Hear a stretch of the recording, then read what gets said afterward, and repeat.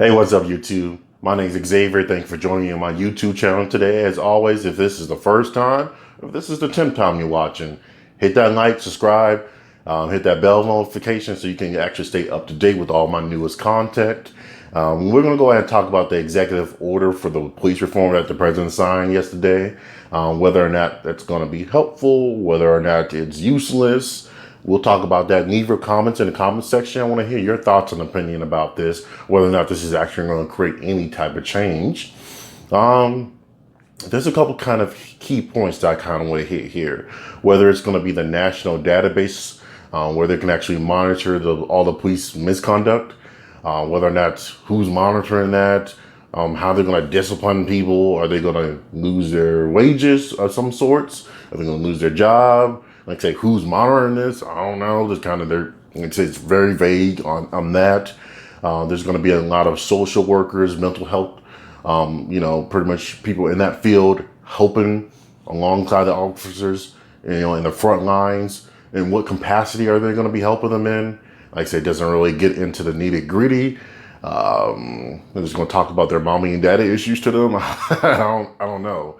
Like I said, it's very vague. Whether or not they're going to actually give out more money to help police training, I think that's obviously a good idea. That's part of the reform that we need. The need to have these officers trained better. I mean, I sell insurance right now, and I gone through 3 months of training this year, 5 days a week, 8 hours a day.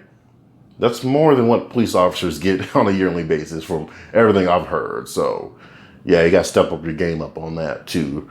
And then last but not least, the actual ban on chokeholds. Unless they're put in a life-threatening situation. That's open to interpretation, obviously. As I've explained before in other videos, for who's considered dangerous, what is a life-threatening situation. Obviously, someone shooting at you, life-threatening situation.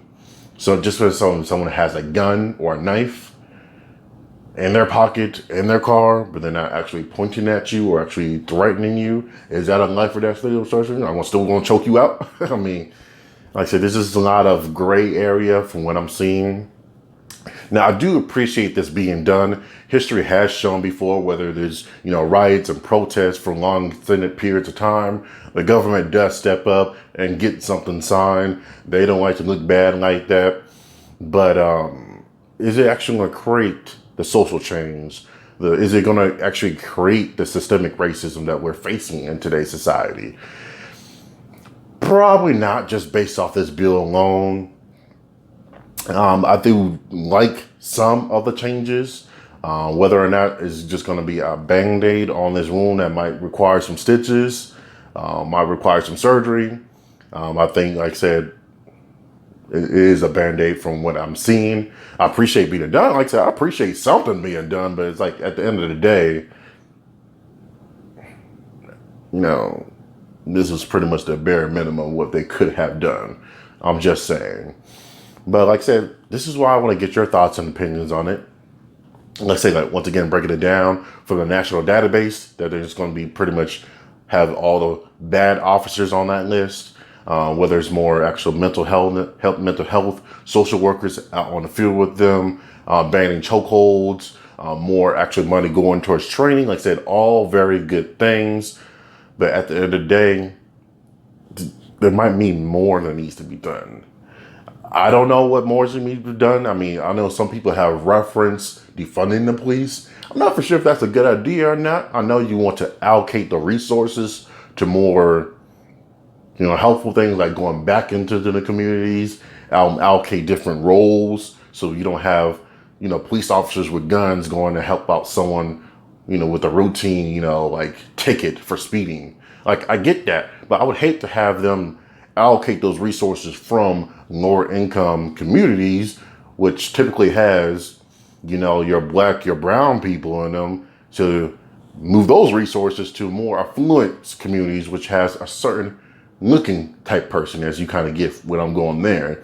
So there's just a lot of different things, and obviously it's politics, so you never know. Just because they create something that's positive doesn't mean it's going to affect us on an actual level how we actually wanted them to actually affect us. So I don't know. There's a lot to actually dive into. I'm glad they did something, but at the end of the day, this is not gonna eradicate, the social injustice, the systemic racism that we're facing on a daily basis. So, I say, what do you think, YouTube? Leave your comments down below. Like I said, like, subscribe, hit that bell notification. Once again, my name is Xavier. Peace out.